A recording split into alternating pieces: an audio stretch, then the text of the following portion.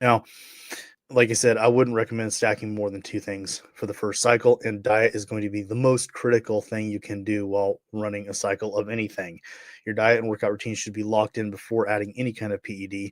They need to be locked in during the cycle, and they need to be your diet needs to be locked in after the cycle as well. Otherwise, you're just throwing your money away by buying these products and utilizing them, and it's bad for your health to utilize a PED and not have your diet in place because your body's not going to be able to rebuild. You're basically telling it's like putting cheap gas in your car and stomping on the throttle and expecting it to go like you're running premium fuel, right? Like it makes no sense. You're doing the same thing to your body. You're giving it additional stress by adding these compounds, and then not giving it the nutrition it needs is counterproductive. So please don't be one of those people.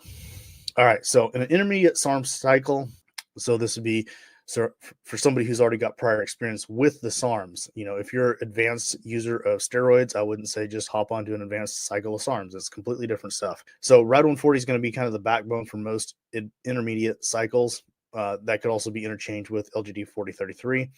So RAD-140 is known for its super powerful ability to gain strength, and it's very good for putting on muscle as well, assuming you're eating enough protein. RAD-140, the most common side effect I've seen is joint pain, because people are adding so much strength so fast.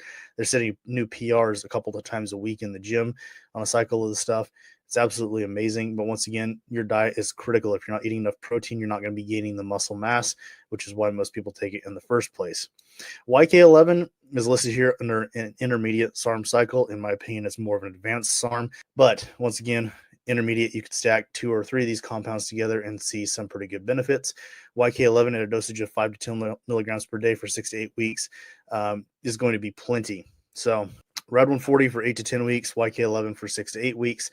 YK-11 is super, super powerful. In my own personal experience, 5 milligrams per day is plenty. I have a hard time eating enough to keep up with the amount of muscle that I gain on it. It's a 5 milligram dosage of YK-11 to me is as powerful, and this is no bullshit, guys, is as powerful for gaining muscle as doing 15 milligrams per day of tren acetate. So 15 milligrams a day of tren acetate and 5 milligrams a day of YK-11 are very comparable. I would say the YK-11 actually pulls ahead of the tren in that category. Also, with the YK-11, I don't have some of the side effects that are associated with tren. So if I go higher dosages of tren, I start getting like the tren cough, shortness of breath, can't sleep at night, etc. I don't get that with the YK-11. So in my opinion, YK-11 is superior to tren for a shorter cycle. If you want to go longer cycle, then tren, in my opinion, is better because I need to back up to that point.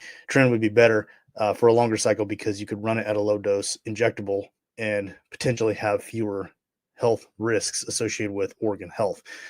Now, I will say that YK-11 is the only SARM that's actually caused me to lose hair. So keep that in mind.